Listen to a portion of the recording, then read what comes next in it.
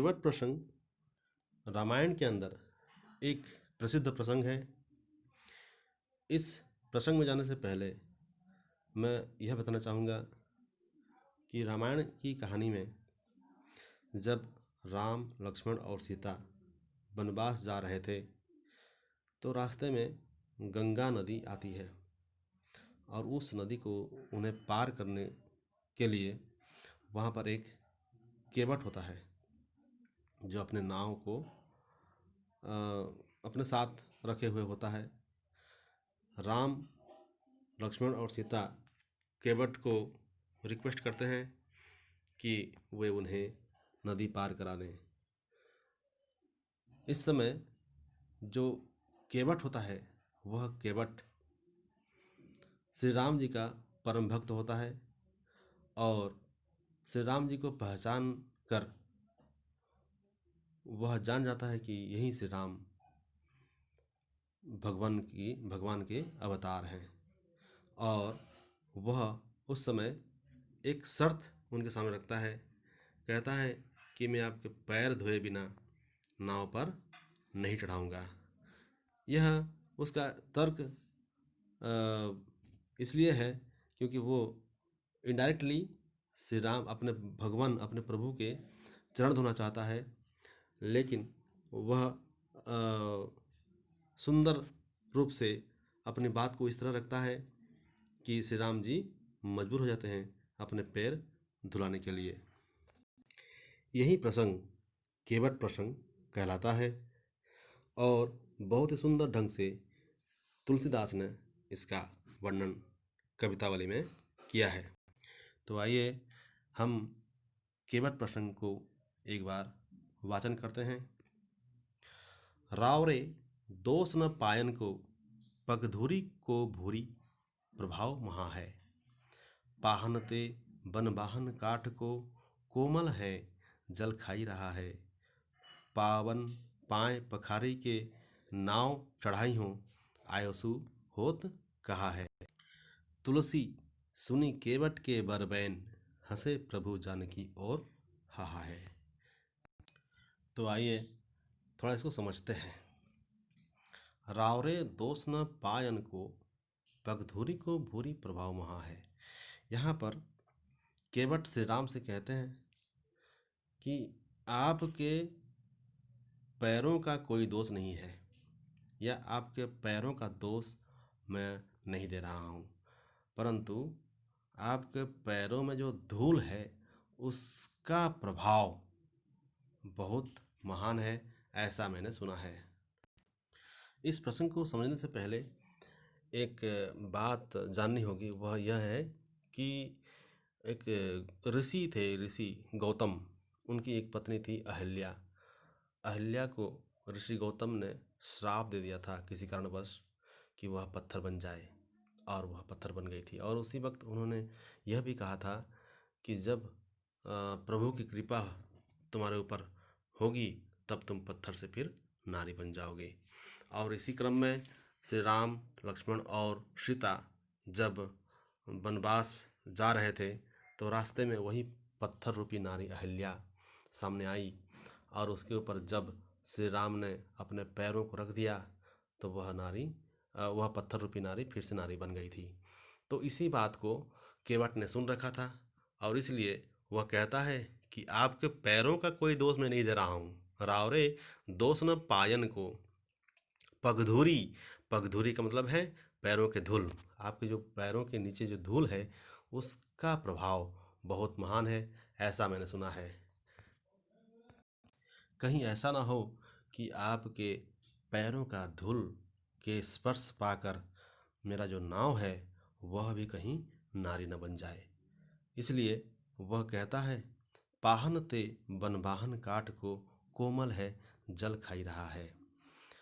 पाहन मतलब पत्थर, वह तो पत्थर रूपी नारी आपके पैरों के धूल पा करके नारी बन गई थी।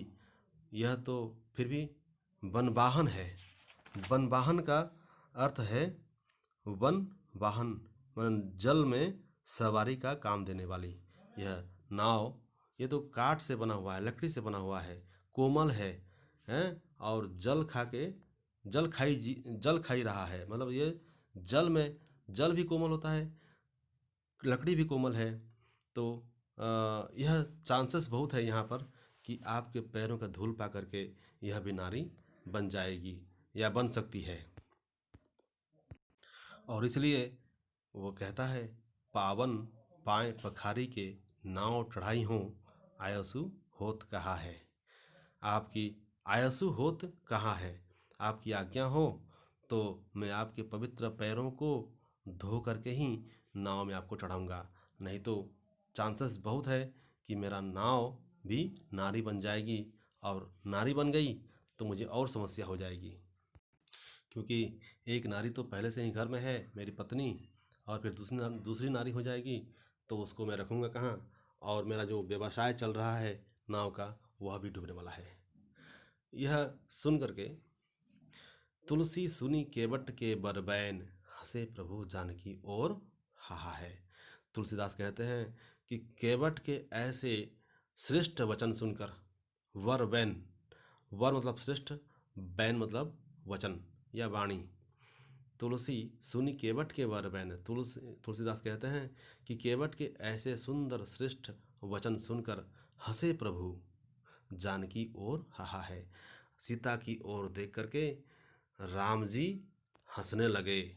यहाँ पर एक बात हमको जाननी होगी कि भले ही केवट इस तरह से तर्क दे रहा है कि आपके पैरों का धूल पा करके मेरा जो नाव है वह नारी बन जाएगी, लेकिन यह कहने को ही एक बहाना है, उसका टारगेट तो राम जी का पैर धोना है। और अब कविता के दूसरे अंश में हम जाते हैं। पात भरी सहरी शकल सूत बारे बारे, केवट की जाति कछु वेद न पढ़ाई हों। सब परिवार मेरो यहीं लगी राजाजू, हों दिन वित्तहीन कैसे दूसरी गढ़ाई हों। गौतम की घरनी ज्यों तरनी तरेगी मेरी, प्रभु सो निषाद हुए के बाद न बढ़ाई हों। तुलसी के इस राम रावरे सो सांची कहों, बिना पग धोए नाथ न चढ़ाई हों। इन पदों में भी केवट अपना दुख श्री राम जी को बताता है और कहता है कि पात भरी सहरी मतलब पत्ते भर मछली, सहरी मतलब मछली, पात मतलब पत्ते पत्तल, पत्ते भर मछली ला करके मैं अपने छोटे छोटे बच्चों को खिलाता हूँ और उनका ज़िंदगी गुजारता हूँ। केवट की जाति, मेरी जाति तो केवट की है, और मेरा काम भी नाव चढ़ाना, नाव में मछली पकड़ना, और इस तरह से अपना परिवार में चलाता हूँ।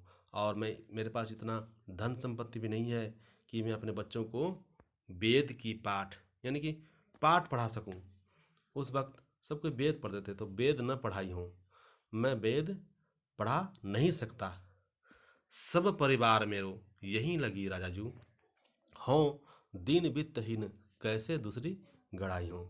और मेरा पूरा परिवार इसी नाव के सहारे चलता है। सब परिवार मेरो यहीं लगी राजा जू, जू कहने से जी, हम लोग सम्मानास्पद जी शब्द लगाते हैं, आप आइए जी, जाइए जी, तो इसलिए ये ब्रज भाषा में राजा जू का शब्द हुआ है। हे राजा जी, मेरा पूरा परिवार इसी नाव के सहारे चलता है।